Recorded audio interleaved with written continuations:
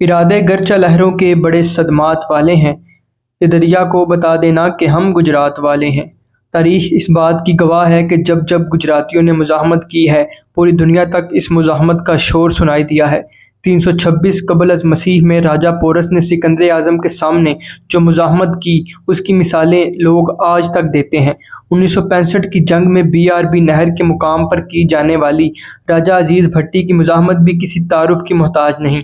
اس سے ثابت ہوا کہ مزاحمت اور گجراتیوں کا چولی دامن کا ساتھ ہے۔ دراصل اس کے پیچھے ایک بہت بڑی وجہ ہے۔ گجرات کا شمار برصغیر کے پرانے شہروں میں ہوتا ہے۔ برصغیر پر جب بھی کوئی بیرونی حملہ ہوتا تو گجرات اس حملے کی زد میں ضرور آتا۔ یہ شہر بہت بار لٹا برباد ہوا، لیکن پھر کچھ عرصے بعد دوبارہ اسی طرح آباد ہو جاتا۔ لہٰذا شروع سے ہی گجرات کے لوگ مزاحمت کے عادی رہے ہیں اور یہ سلسلہ ابھی تک جاری ہے۔ دوستو، یاد رہے کہ گجرات کو سب سے پہلے 17 اگست 2022 میں اس وقت کے وزیر اعلیٰ پنجاب جناب پرویز الہی نے ڈویژن کا درجہ دیا، لیکن جب ان کی حکومت ختم ہوئی تو گجرات ڈویژن کے نوٹیفیکیشن کو رد کر دیا گیا۔ 2 بار ہائی کورٹ کے منظور کرنے کے باوجود بھی گجرات ڈویژن کو بحال نہ کیا گیا۔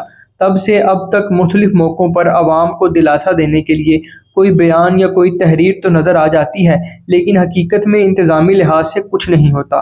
گجرات کے نمائندگان اس طرف توجہ دینے سے قاصر ہیں، لیکن اب گجرات کے لوگ بیدار ہو چکے ہیں۔ ڈویژن کو بحال کرنے کے لیے اہلیان گجرات اب کمر کس چکے ہیں۔ کچھ دنوں پہلے تحریک آگاہی پاکستان کے کارکنوں کی طرف سے بھرپور احتجاجی اجلاس منعقد کیا گیا، جس میں طلباء کے ساتھ ساتھ شہری بھی شامل ہوئے۔ لوگوں میں پوسٹرز بانٹے گئے اور انہیں بتایا گیا کہ گجرات ڈویژن کی بحالی کیوں ضروری ہے۔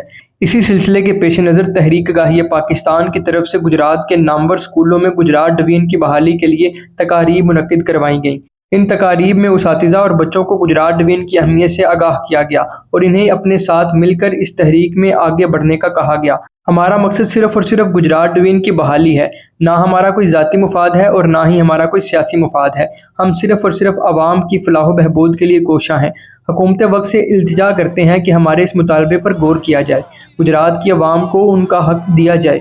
گجرات کے لیڈران سے بھی گزارش ہے کہ اپنے ذاتی مفادات کو ایک طرف رکھ کر گجرات کی فلاح پر توجہ دیں اور اچھے لیڈر اور رہنما ہونے کا ثبوت دیں۔